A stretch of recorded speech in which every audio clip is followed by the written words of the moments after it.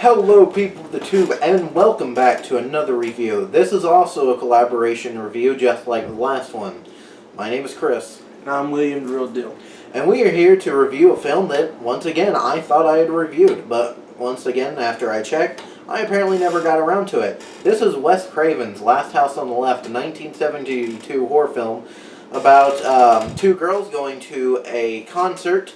They end up going to a bad neighborhood where they ask for drugs from a druggie. They get kidnapped by rapists, and the movie pretty much takes off from there. So, what did I think? I think that this movie is historically, and it's historic, and it changed the game as far as horror films did.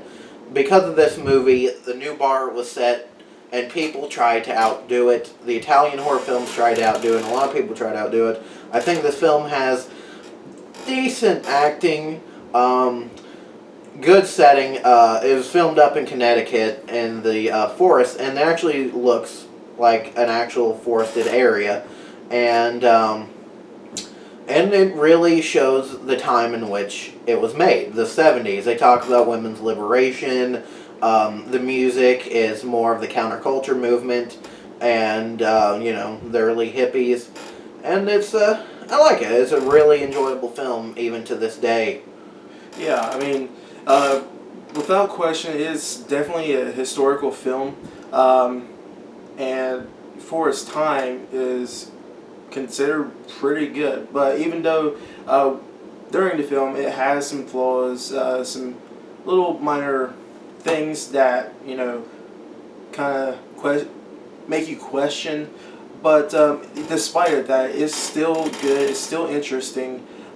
It at parts it makes you blow your mind that this happened or whatever. And to take it in perspective, like horror movies nowadays, this is basically legendary status for the horror movie genre. Funny thing is if you look at back, everyone says movies then are quite tame compared to now, and I don't think that's the truth, because I think that most movies now don't have the sort of message behind them. A lot of horror movies back then were not meant to be compared to the society in which they were, but a lot of them do. Like a lot of films show off the counterculture movement back then. A lot of films show off like the women's liberation. David Cronenberg himself, all of his movies are comparable to real life situations. His movie Shivers, like Last House on the Left, also talks about sexuality and other situations, and a lot of horror movies then are self-conscious and have messages in them, and I think Last House on the Left is still strong in that department for the time in which it's made. As far as today goes, I don't think, of course, the message is as strong, because not only is it remade now, most movies are, but it is still a strong and enjoyable film done by Wes Craven, who is now dead, and after that he made other timeless horror classics. And it was also produced by Sean Cunningham, who made Friday the 13th. So. And you got to remember, this is a movie that was made within basically the late 70s and early 80s. Early 70s. Or early 70s.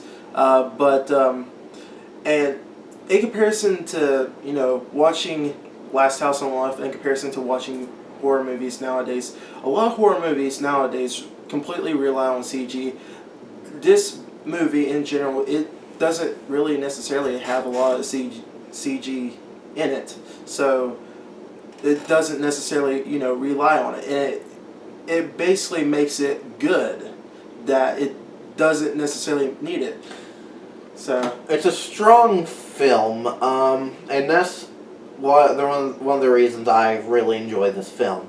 It's a strong film that relies on not only practical effects, but on the storytelling of the director and the producer. And like I said, most movies today don't have that.